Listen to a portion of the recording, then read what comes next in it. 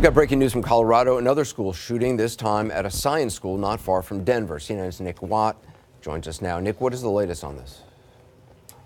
Well, the headline, Anderson, is that 8 students shot by 2 of their fellow students on campus in the middle of a regular school day, Tuesday lunchtime. And according to the local sheriff, he says this could have been a lot worse. Luckily, there's a sheriff's substation just a block away from the school. Authorities from the school called in pretty quick. Within 2 minutes, deputies were on the scene. They could hear gunshots ringing out as they entered the campus. They engaged with the shooters. We're also told that when they arrived, there was some sort of struggle going on between people from the school, unclear who they were, and these 2 suspects who had shot their fellow students at 2 different locations on campus. Now, the tragic irony here is that the Columbine shooting just over 20 years ago, just 7 or 8 miles away from here. And one of the criticisms after that was that law enforcement didn't react quick enough. Back then, law enforcement would tend to set up a perimeter around a school. Now they go in and engage the shooter, and that is what happened here. And as I say, the sheriff's saying that that speed of response, he thinks, saved some lives. Those 2 shooters now in custody. They're described as adults. One is an adult, one is a juvenile, males, both students of that school. Warrants are now being worked on to search a car that they left on the property and also their 2 homes. And the sheriff's kind of tight-lipped on the details. He said, listen, there will be criminal prosecution, there will be criminal charges here, so I'm not giving too much away. But initial reports that there was perhaps a 3rd shooter, they say that was not the case. It was just an abundance of caution. They went through that school room by room to make sure that there wasn't a 3rd shooter. As I say, those 2 in custody. And let me ask you, you said one was an adult, one was a kid. By adult, do you mean over the age of 18? Because I mean, you said they both went to that school. Was an adult who had already graduated? Well, I am assuming what you just said. That I mean, the sheriff said they both were at the school. One is a juvenile, one is an adult. So yeah, I'm assuming that one of them has just turned 18. Okay. But so yeah, that's where we are. Both of them in custody. All right. And the wounded, do we know how they're doing? Yeah, so 8 wounded, Anderson. 3 have already been discharged from the hospital. Another 3 listed in good or stable condition, and another 2 are still listed in serious condition. We were told by the sheriff that 4 were in serious. They were going into surgery a couple of hours ago. That's now down to 2, so moving in the right direction. 8 injured, 3 already released, 2 still serious. Nick Watt, appreciate it. Thanks very much. Joining me now is author Dave Cullen, who's written both about the deadly school shooting in Parkland, Florida, and the Columbine shooting that Nick just referenced.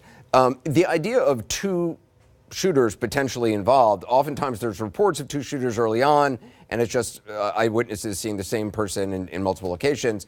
But if there are, in fact, 2 shooters, that's quite rare, other than Columbine. Yeah, it's pretty rare. The FBI calls it a dyad. It's a whole kind of phenomenon. There was the snipers at D.C. I just remembered one during the break at Halifax. It was foiled. There was a young woman from Chicago who actually flew there. And actually, there were 3 people involved. It was mainly the 2.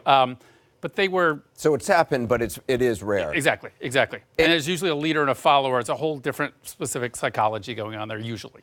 And according to the sheriff's office, one of the suspects is juvenile, one's adult. Again, we don't know exactly what that means. It could be I thought it was a middle school, so that's weird. But... Well, I think it goes up to 12th. Gotcha. To 12th. I should double check on that. But in terms of like the police response, as Nick was saying, it all has changed in Columbine, and according to the FBI, I think most of the fatalities in school shootings or the violence goes on in the first 6 minutes. So police response time is critical. It's fantastic. It's complete change, and it's because of Columbine, the active shooter protocol, and also, sadly, the perpetrators follow this stuff too, and they know they have to maximize their firepower very quickly and get it off. But yeah, it has, and so that's why they usually commit suicide too. A lot of times these shooters have studied other attacks.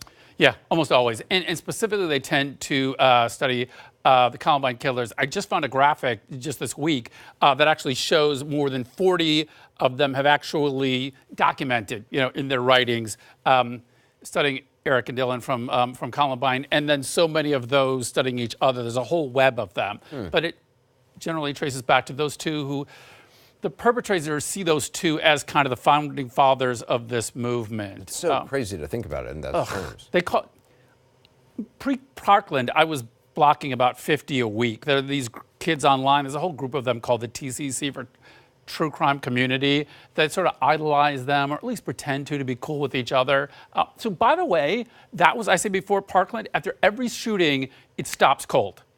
Like they just, I wake up to 10, 20, 30 of these a day, but they stop as soon as it happens, usually for about a week, and then they pick up. Parkland, they never came back until about like the last month or two. They're starting to gradually, slowly. I kind of wonder if it's Emma Gonzalez and people like that, David Hogg became more cool than being cool by being so edgy that I'm a rebel. I think they just made it like less cool to be these kids. So, I see it mostly by, them, waking up and just like all these horrible things to me. So that's sort of my data point. But it is, I mean, the fact that there's sort of this idolization of these people, again, it just, again, emphasizes, my belief you shouldn't name these people, you shouldn't focus on them. Worse, we're exporting it. The other countries, the ones in Siberia and where they don't have news shows like this, is really scary to me. Dave Cullen, appreciate it. Thank you very much.